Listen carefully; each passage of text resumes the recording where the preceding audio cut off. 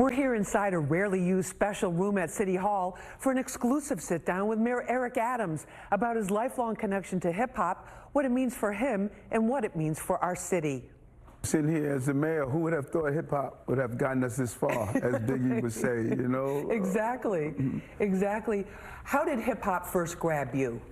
I think growing up as a child, you know, seeing it come into being, you know, it's amazing sometimes you don't know what you are experiencing, that it is going to have a global impact. And it was in the auditorium one day, we were doing something, it was some type of drill, and we heard someone on a microphone doing this rhyme, and we knew that, wait a minute, this is new.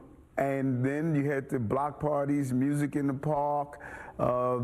I grew up in South Jamaica, Queens, where you had Run DMC, and I used to see them coming to and from in their concerts, carrying crates of records up the stairs. So, you know, you just felt as though here was a sound that identified with you, and it was put into place that you didn't have to have a great voice. You didn't have to be a singer. It was just an everyday sound that you were able to, you know, make happen. It was something that just caught on. This is the first time there's been any kind of official hip-hop artwork. Right here at City Hall, and our goal was to use these posters to show the evolution. And you remember the good old days, $2, $3, $5, you know? These are really iconic posters, and you just saw the creativity. Nothing fancy. You had a simple artist that would draw it out, you know?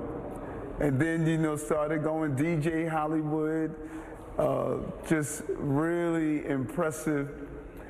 You know, Al Smith's Center, you know, Jesus brings back so many memories. What were some of the lessons or maybe just inspiration that you got from hip-hop? Because here's a culture coming out of some of the most underserved communities in the United States, mostly black and brown women and men, people who had been marginalized, whose stories were not being told. Right. No, they weren't. And, you know, it goes back to Marvin Gaye, What's Going On. So many of us was able to identify with what's going on in Marvin Gaye because they were talking about those issues, you know.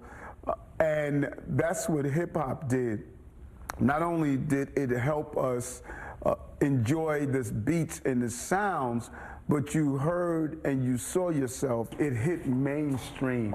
But it wasn't an easy journey to get to mainstream. Right. It was a long road. It became global. It went global, you know, and it was just amazing to see it, and having it here means a lot. Unlike any other genre of music, did a genre produce this entire movement. The music became a movement. Looking ahead, the mayor tells me he hopes every generation will be inspired by hip-hop's example of succeeding against all odds. At City Hall, I'm Lisa Evers, Fox 5 News.